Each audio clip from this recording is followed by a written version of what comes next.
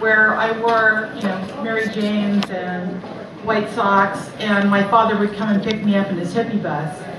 But my time in Topanga, it was a great time, and I remember my father doing all of his artwork.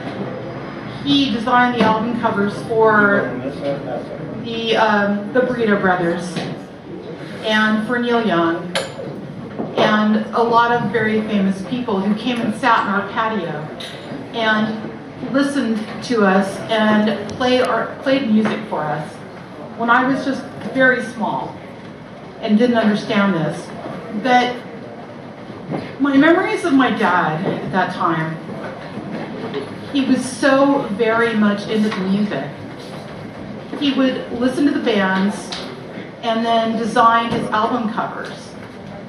And with Chris living down the street and Graham being one of our neighbors, they would come and jam in our patio. And they would just play songs constantly all the time.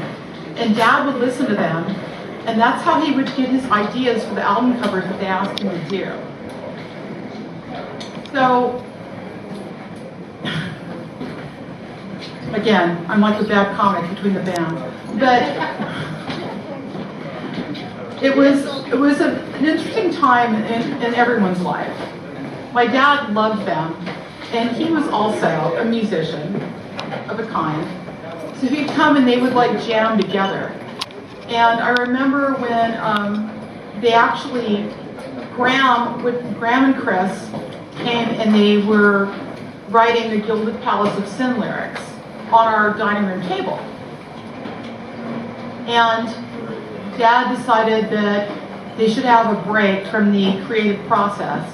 So they all started playing poker. And they had left, Stephen Stills had left a jacket of his that he was very proud of because it was made of wolfskin. I don't know why he was proud of that, but he was very excited about it. And he left that jacket there. And so the poker game went round and round and round for hours. And Graham ended up winning the poker game, and he won Stephen Stills' wolfskin jacket.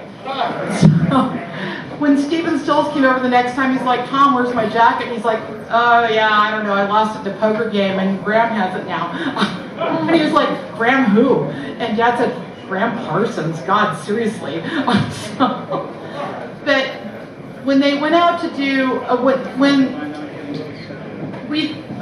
we had Chris in our lives for a long time. So when they decided to make the Flying Burrito Brothers, Chris came over to the house and he talked to Dad, and Dad was the art director at A&M. Dad decided that he would go to A&M and pitch the Burrito Brothers to the better-ups at A&M. And he was just an art director. He wasn't like a promoter. He was just a guy that did album covers and stuff. And granted, he was very talented.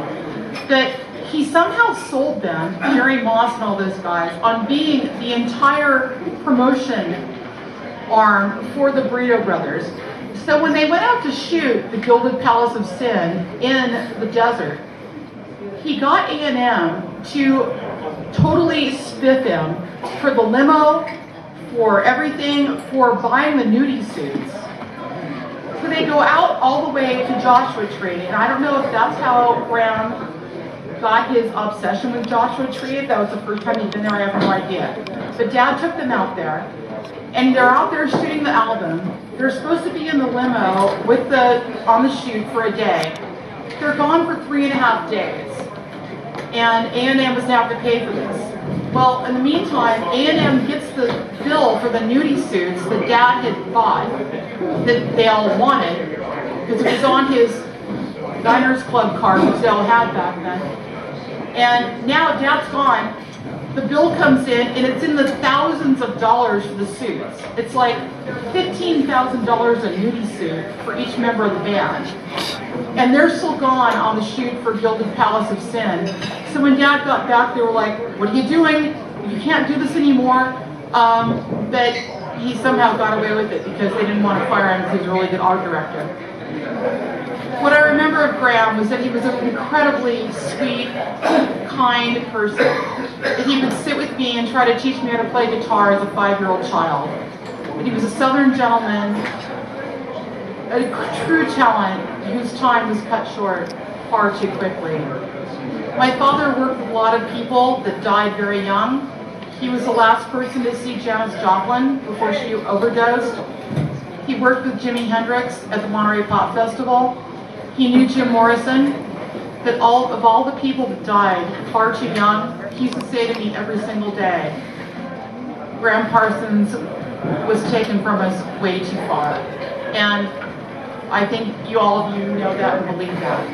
And it's a tribute to his talent that everyone's here tonight. So, thank you.